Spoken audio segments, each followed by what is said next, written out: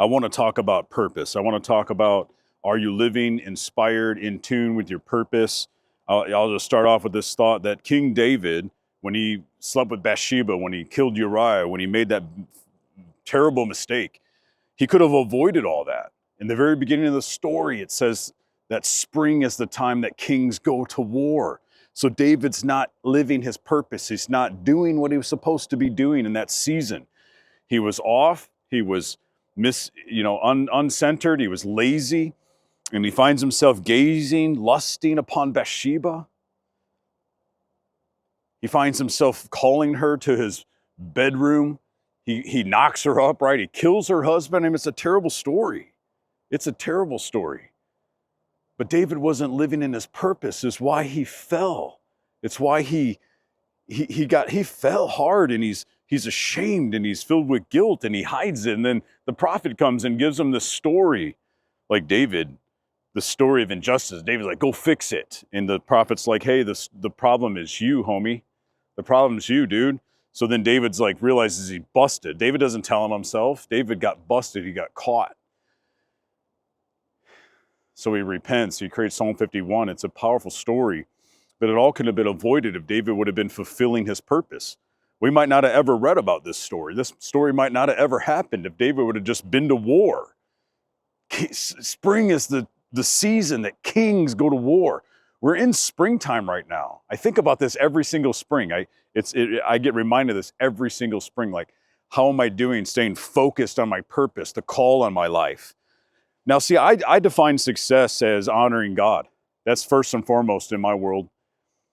Success to me is not what kind of car you drive or house you have. Success to me is honoring God. What kind of family do you have? What kind of life do you have? We're all, if you follow God, you're blessed. Can we follow God even when we suffer? I hate the theology that's like success only, only the best watch, the best house, the best car, right? Like, I don't like that theology because I don't find it to be fully biblical. I think it's biblical because God does bless us, but I don't want to I don't have to have a certain amount of money. I want to have strength in life, strength in my everyday life, courage to do things even when it's hard, courage to stay, to be in war, even when I'm suffering, even when it's not going my way, not quitting, stay in the course. There's this Hebrew word, emunah, and it means to be faithful. It means to be steadfast. It means to stand until God brings about the victory, not cower. I want to talk about that a little bit today. Proverbs 24 talks about how with wise counsel, you can wage your war. You can wage your war. I hate looking at church culture. There's 2 or 3 churches I drive by in the town that I live in that have the rainbow flag up. It's like everyone's welcome. Well, you know what? Half that message is true.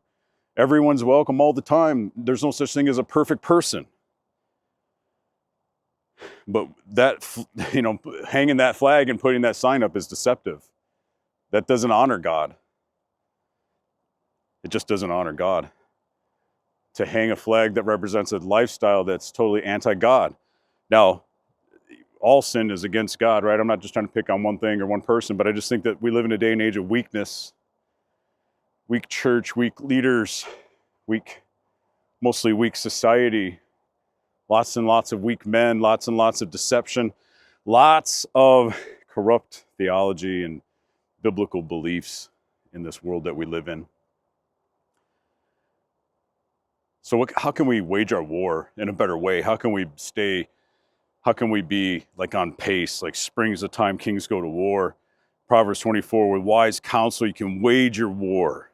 You got to know the wise counsel thing's really important. When you're making big life decisions, like on your assignment or your calling, who you're going to marry, starting a business, maybe moving to another town, you should have some wise counsel involved in that. You should know that God's stamp is in there. So a wise counsel is not to guide you and tell you what to do. Wise counsel is to pray with you and to discern with you so that you ultimately make the decision, but they're just weighing in. They're people who love you, care about you, they're praying with you, they're weighing in. And man, I'll tell you what, when everybody kind of seals it and they're like, yeah, this is God, and you move forward, then all of a sudden you can withstand in the evil day when things get hard, when you want to quit, when it's not going your way. when you're up against lies and deception or all kinds of wickedness, whatever, you can stand because you know your purpose. You know you're there. It's sealed. It's like, I know I'm doing what I'm supposed to be doing, so I'm going to keep doing it. I'm going to stay the course. So how are you doing with your purpose? What's distracting you right now? Think about your life. Is there any kind of Bathsheba scenarios happening? Distractions? What do you need to do right now to engage the battle, engage the war that you're called to? The purpose is what I'm talking about. The purpose. Are you living and fulfilling your purpose? Now, I define success, like I said, as a life that honors God. That's why I brought up the church culture, because that type of church is not a church that honors God. I happen to run a church and started it 18 years ago, and it's not a perfect place because I'm there and a lot of other imperfect people are there, but our heart is to honor God. So like when we're doing what we do and we're going about what we're doing, I want God to be happy with what we're doing. Say like a gathering, like I want God's heart to smile about that, even if it offends people. Truth is offensive. The scripture says that Jesus came to bear witness to the truth. That was part of his purpose. That's what got him to the cross, was he was representing truth, and people just couldn't handle it. Jesus isn't this nice pushover kind of guy. I mean, he's the guy that walked into the temple, fashioned a whip, and starts flipping tables and cracking a whip on people. I mean, my gosh. The worldly version of Jesus, they leave that story out, don't they? They leave that story out, don't they? They want Jesus to be this nice, agreeable man that has no standards whatsoever, and he doesn't believe in anything in the Old Testament. He doesn't believe in any kind of law or anything, right? It's just Jesus, the all-merciful Jesus that loves all of us and accepts all of us and doesn't want you to change. I mean, of course Jesus doesn't say die, take up your cross and die. He actually says, if you don't take up your cross and die, you're not worthy to follow me. Wow. Die to your ways, die to your flesh, die to your desires. Self-control is at the very center of Christianity. It's at the very center of what Christ is doing in us. It's one of the most powerful things about the fruit of the Spirit is self-control. That you can control yourself. That you can say no to the flesh. That you can kill it. You can deny yourself. So I want to encourage you today. If you don't know your purpose, figure it out. Reach out to me. I'll help you. Figure it out. You got a wise counsel? If you don't, build one. Are you waging your war? Are you crushing it? Are you aiming for the right targets? It's not just about monetary. It's not just about materialistic things. Yes, those things are cool. It's all nice to have that stuff. But how's the family doing? How's your wife? If you're single, how are you keeping yourself pure? How are you keeping yourself godly for the woman that you're going to marry? What are you looking for in a woman? I'm going to talk about that in another episode. What are you looking for in a woman? If you're married, how are you doing at loving your wife, taking time with your children? One of my values is a very biblical value. It's called Sabbath, right? Like Sabbath, man. Sabbath, rest, taking time off, shutting down the madness, resting, engaging the heart of God, remembering who I am. So I just want to encourage you on this episode, focus on your life. What values are driving you right now? Are you engaged? I mean, this is a question I'll always keep before you. Are you engaged? Part of our war is to be engaged in the Great Commission. That means you need to be a disciple. Jesus said, take up your cross, die to yourself, and follow me. So that's a disciple. We're killing the flesh, coming alive in his desires, his values, loving what he loves, hating what he hates, learning from him. Could you imagine following Jesus in the first century culture?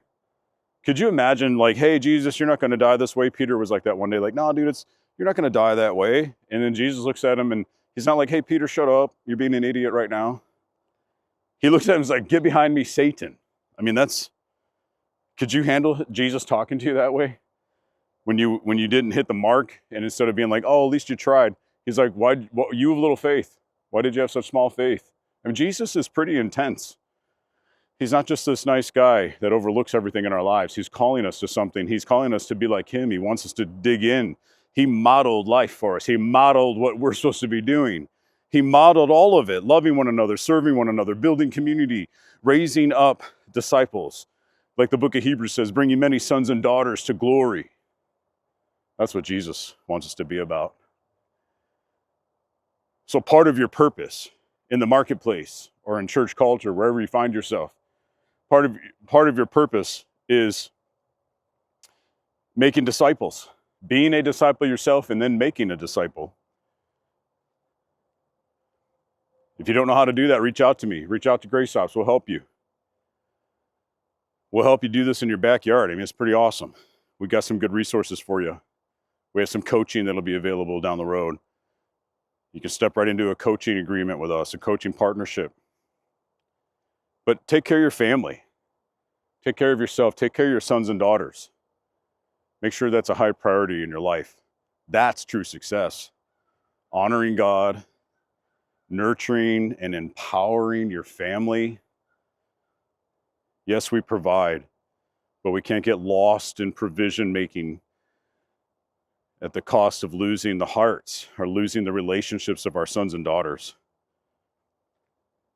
So build a wise counsel, learn from David, take on the yoke, the teachings of Christ, learn from David, be about your purpose. Spring is the time that kings go to war.